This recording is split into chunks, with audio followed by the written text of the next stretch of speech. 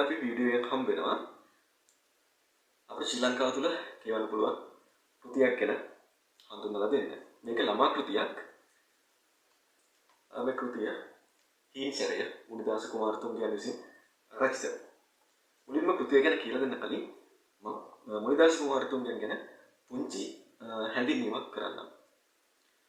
මුනිදාස කුමාරතුංගයන් 1887 රුහුණු ප්‍රදේශයේ මාතර පුරවරයේ අධිකල ප්‍රදේශයේ උපත ලබනවා.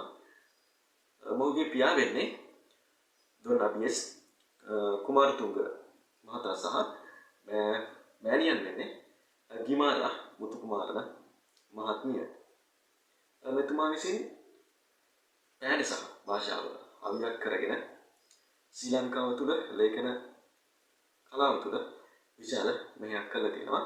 ඒ වගේම මෙතුමා විසින් හීන්සරය, හත්පන,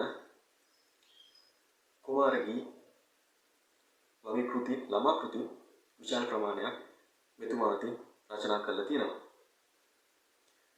එනම් පොත ගැන පුංචි හැඳින්වීමක් අවශ්‍ය කරන්න. මේ පොත මගේ පොත් එක තුල ඉල දැනට අවුරුදු 15ක් පමණ වෙනවා.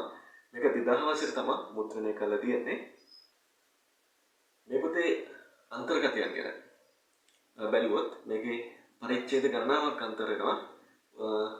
ටිකක් ගත්තොත් අලි අපේ කර්ම, කටින් ලොකුකම්, අලි කෝපය, අලි උගුල, අලි දල වෙලඳාම, අලි හටන, අලි හෙම්බිරිස්සා වගේ පරිච්ඡේද වලින් මේ කෘතිය අන්තර්ගත වෙනවා. ඒ වගේම මෙහි බස හැසිරවීම ගත්තොත් මේ පොත කියවගෙන යද්දී ළමා මනසට ඒ පරිච්ඡේදයේ අන්තර්ගත වෙන අන්තර්ගතය මනසේ චිත්‍ර රූප නගා ගැනීමට හැකියාවක් තියෙනවා. ඒ වගේම ඔවුන්ගේ නිර්මාණශීලී හැකියාව මේ කෘතිය කියවීමෙන් ලබා ගන්න පුළුවන්.